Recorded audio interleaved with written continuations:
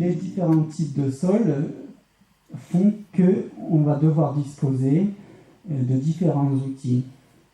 Donc, qui dit sol différent sur des reliefs différents, avec des implantations différentes, font qu'il va bien falloir déterminer et choisir plutôt la capacité du cheval pour travailler ces différents types de reliefs et de sols. Et pour cela, les anciens en tout cas, avaient créé toute une batterie d'outils différents pour réaliser ces travaux. Alors quand je parle de différents outils, j'entends surtout forme des outils pour une même action. On va prendre par exemple en exemple l'outil qui est la charrue vigneronne. Son action est le retournement et je vais vous montrer une série de charrues vigneronnes qui ne travaillent pas dans les mêmes conditions. Donc différents terroirs, différents outils. Vous avez ici 3 exemples. Est-ce que vous les voyez bien? Ouais.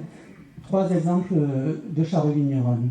La première ici présente un talon extrêmement grand, un grand versoir, et on s'aperçoit qu'elle n'a pas de carrelet là. Celle-ci, au contraire, présente un carrelet.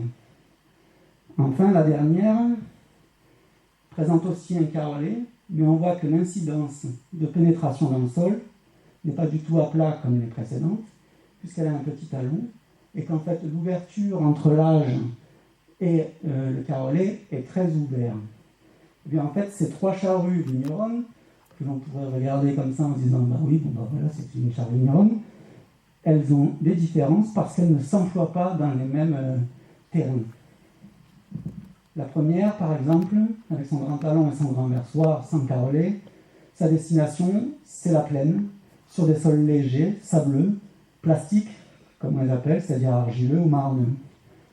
Le grand talon et le grand carrelet de la seconde font qu'on va plutôt l'utiliser sur du plat, donc aussi en plaine, sur des sols argilo-calcaires, plutôt gravillonneux ou schisteux, puisque c'est le carrelet qui va nous permettre de perforer les cailloux. Enfin, la dernière charrue, elle est, sans roue. C'est-à-dire que là, on ne le voit pas sur mes photos, mais la plupart des charrues vigneronnes présentent une roue qui permet de régler la profondeur. Celle-ci n'en possède pas, déjà à l'origine, parce qu'elle est dite à bascule américaine. C'est-à-dire qu'en fait, avec son carrelet plongeant, il va s'agir de lever les mancherons pour lui donner de l'incidence, pour aller creuser.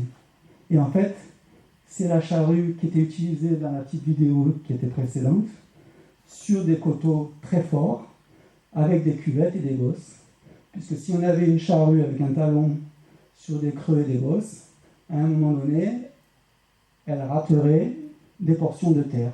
Alors qu'avec un tel système, on va épouser parfaitement l'intégralité du relief. 10 minutes? Pardon? Est-ce que tu peux finir en 10 minutes? En 10 minutes? Ouais. Différents terroirs. Donc la décavaillonneuse, l'intérêt par exemple de cette décavaillonneuse, c'est son extrême ouverture.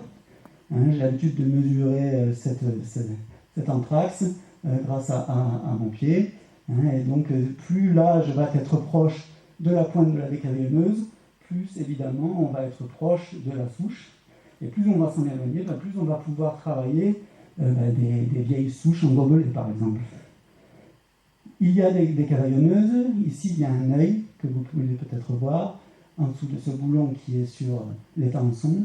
Et donc, quand on a besoin, on peut régler l'incidence de la décavaillonneuse pour lui donner plus d'entrure ou pour qu'elle soit sur un travail plus surfacique. Enfin, je n'ai pas pris une photo, mais j'en avais pas d'autre. Cette dernière décavaillonneuse, elle est extrêmement longue, très lourde, avec des mancherons en bois. Et c'est une charrue qui a donc, de par sa longueur, beaucoup de stabilité. Là encore, toutes ces charrues ne vont pas s'utiliser dans les mêmes terrains. Alors, les fenêtres d'intervention, ça c'est quelque chose de très important et qui implique aussi la relation avec le vigneron.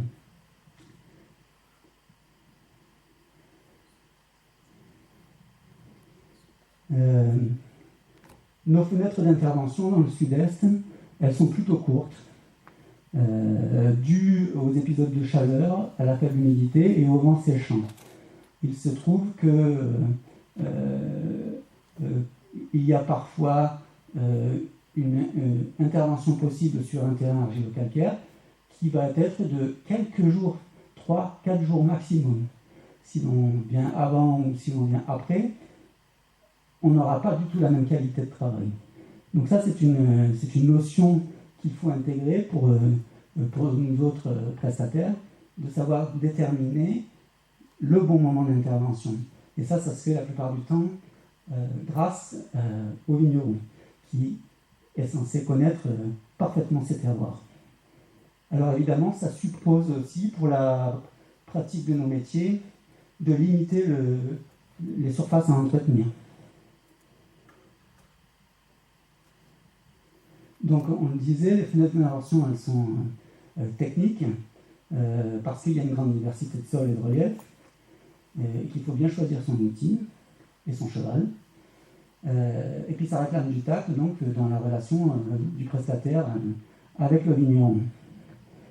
Si on dresse un panorama des 50 dernières années sur la succession des travaux qui s'effectuaient sur une année, avec sur quasiment près d'un siècle un dogme qui était un enherbement zéro, eh bien on avait une succession de travaux qui se déroulaient comme suit.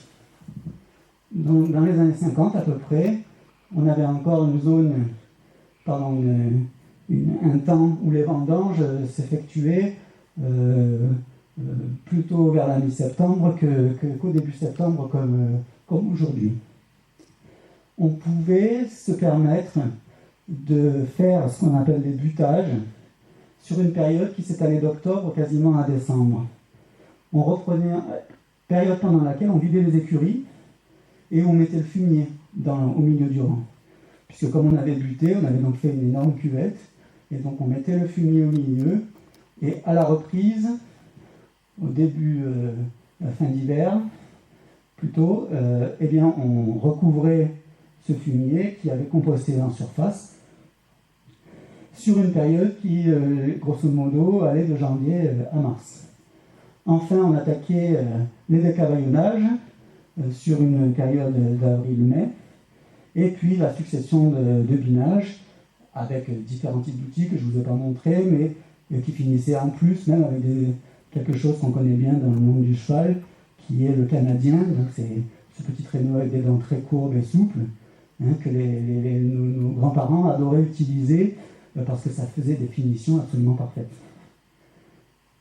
Aujourd'hui, on s'aperçoit qu'il y a eu des bouleversements. Ces bouleversements, ils ont des origines, mais qui sont peut-être pour l'instant un peu compliquées à déterminer. En tout cas, concrètement, on s'aperçoit qu'on est obligé de quasiment concentrer l'ensemble de l'itinéraire technique sur une période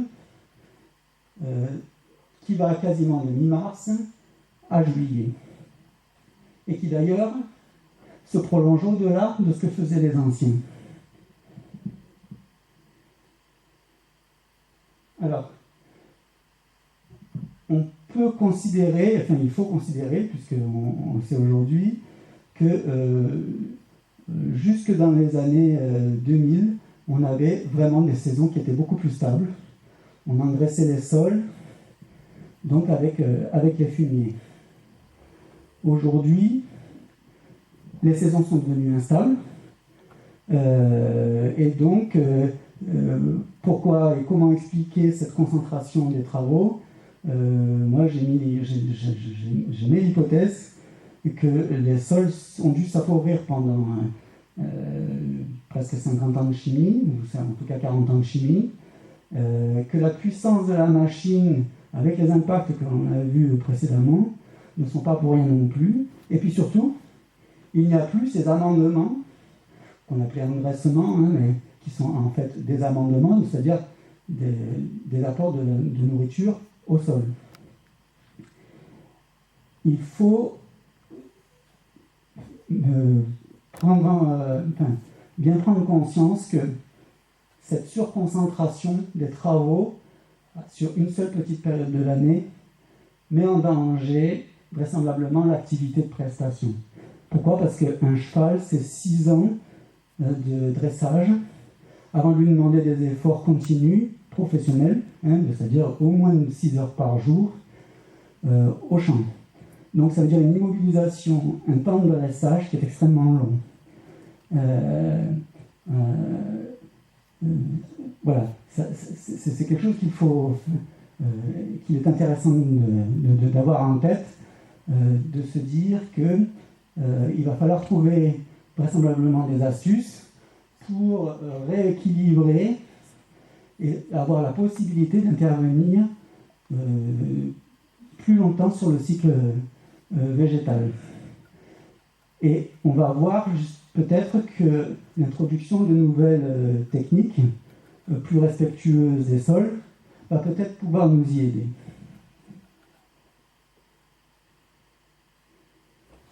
L'objectif est donc bien de conserver la porosité des sols pour les besoins du vigneron qui, lui, doit coûte que coûte maintenir la vie de son sol et la fertilité de son sol et assurer une production. Et puis pour le prestataire, c'est aussi pour avoir une bonne relation avec son cheval, parce que quand c'est trop dur, c'est compliqué, il doit rester calme. Et puis de son dos, et puis de ses bras, et puis de ses jambes, et puis Alouette.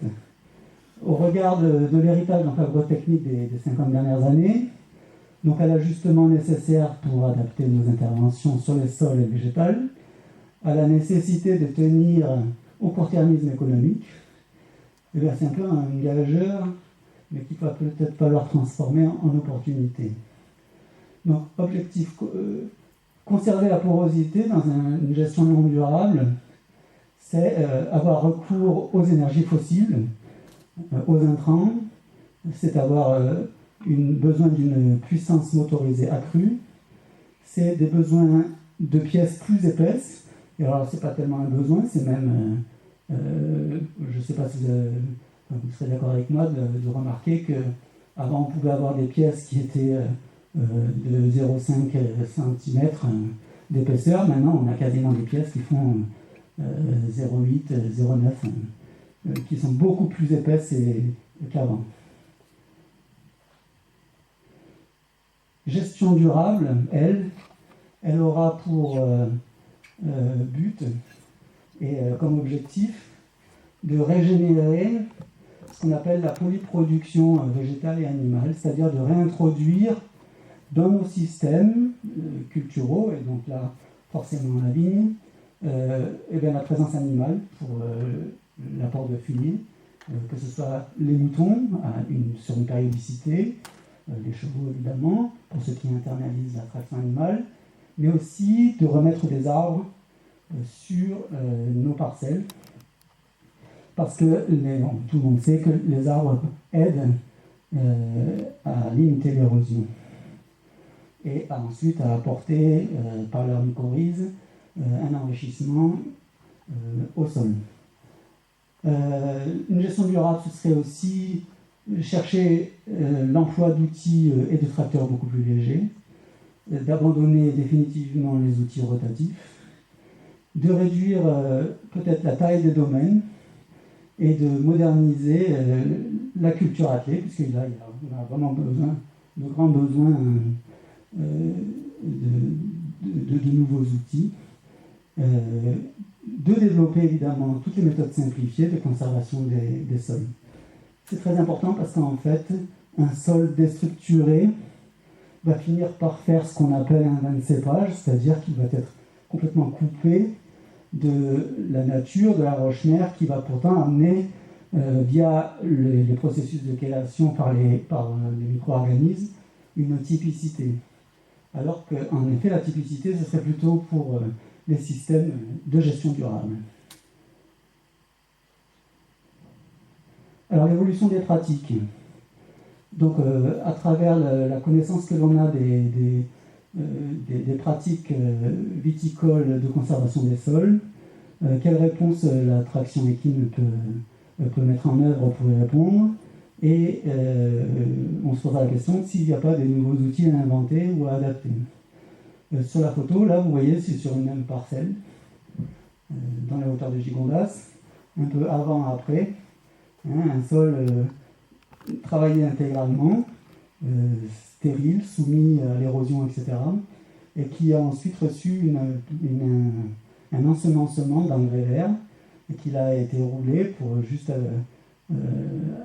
permettre le passage du cheval pour travailler sous l'orme.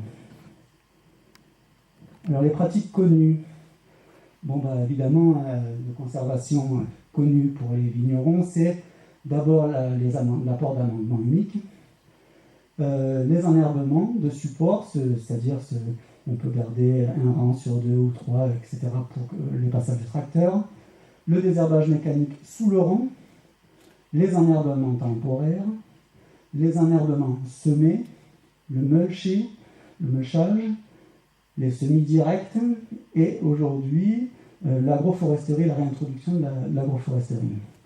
Et quelle réponse la traction équine peut apporter là? J'ai mis en astérix celle que l'on va pouvoir visualiser ensuite en image. Donc, pour ce qui est des apports uniques, on peut, grâce à l'emploi d'épandeurs à traction équine, proposer la prestation. Pour ce qui est du désherbage mécanique sous le rang, c'est déjà la prestation majoritaire actuelle qui est rendue à la profession. Les enherbements temporaires, c'est juste un charruage simple, mais attention, qui dit enherbement temporaire et décision de le détruire, suppose, avec tous les facteurs dont on a parlé tout à l'heure, d'être dans la bonne fenêtre d'intervention. Les enherbements semés, donc le cheval peut faire des semis, mais on est pour l'instant un petit peu limité sur la qualité des semoirs présents dans le commerce.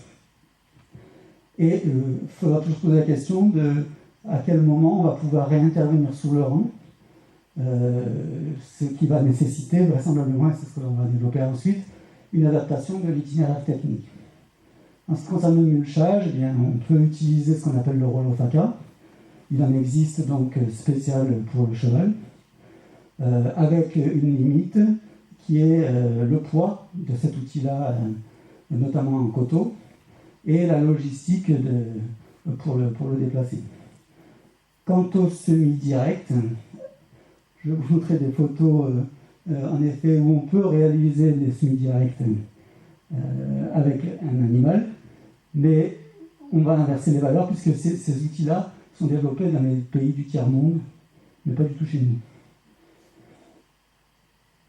C'est donc une source d'études pour développer du matériel qui serait bien nécessaire à nos professions de vignerons et de prestataires avec un cheval. Quant à l'agroforesterie, en fait, ça ne pose aucun problème d'y introduire le cheval, puisque associé ou non à des enherbements, pour peu que l'arbre soit dans l'alignement des souches, ça ne posera aucune problématique pour le cheval. Donc, l'adaptation d'itinéraire technique pour l'entretien d'une parcelle recevant un engrais vert. Donc, j'ai repris un petit peu la trame de tout à l'heure, avec cette hyperconcentration actuelle donc, des activités, où si l'on intervient, là j'ai fait que celle représentant le travail sous le rang, avec un travail donc, de butage, de décaraillonnage, de rebutage et de binage successif. Il se trouve que si on pratique un semis à peu près au mois d'octobre, ou qui peut être préparé un petit peu avant, ou semé un petit peu avant selon où l'on se trouve et le régime hydrique qui est le nôtre. On va avoir donc une évolution de la densité du semis, de la culture, qui va aller croissant à partir d'avril pour atteindre son apogée en mai. Moment où on va vraisemblablement le coucher. Il est clair que à partir du moment où la plante est en phase de croissance, il n'est pas question de la coucher trop tôt, sinon on perd le bénéfice du mulching. Il s'agira donc de pouvoir repositionner nos interventions sur le calendrier de manière à ne pas empiéter et ni empêcher le développement de nos semis. Pour cela, on reviendra vraisemblablement excusez-moi, à ce que faisaient un petit peu nos grands-parents, avec un travail de butage situé quasiment après vendange, pour décavaillonner au plus tôt, et il faudrait que ce soit fini en mars, pour rebuter juste derrière et laisser le temps à la plante ensuite de se développer correctement avant de pouvoir la rouler. Et évidemment, ensuite, une fois qu'elle est couchée, pouvoir continuer à intervenir sous le rang avec nos ligneuses. Voilà. Donc, en ce qui concerne l'épandage humique, il existe des épandeurs à traction animale, c'est pas un problème. Il en existe de plus petits que celui-là, qui peuvent rentrer dans les rangs de vignes. Pour les enherbements semés, on a à notre disposition actuellement des semoirs, mais vous voyez, il faut que le lit de semence soit complètement apte à recevoir ce type de machine. Les sémidiaques, beaucoup plus intéressants, je vous le disais, sont développés beaucoup en Amérique du Sud ou en Afrique, mais pas du tout chez nous. Et donc ils ont mis au point des petites machines très sophistiquées et à la fois très, très pratiques. Alors évidemment, ils ne font qu'un rang, la plupart du temps c'est pour faire du maïs, mais on pourrait très bien avoir plusieurs boulottes, au moins 2, parce que vous voyez que la force de ce cheval-là n'est pas très, très importante. Donc, avec les chevaux qu'on utilise nous, on pourrait vraisemblablement tirer au moins 2 ou 3 éléments.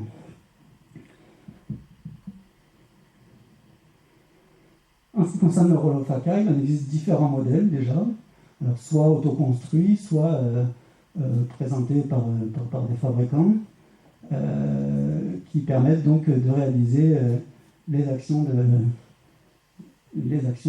machine. Voilà, en gros, ce que je vous fais grâce des conclusions. Si vous avez des questions...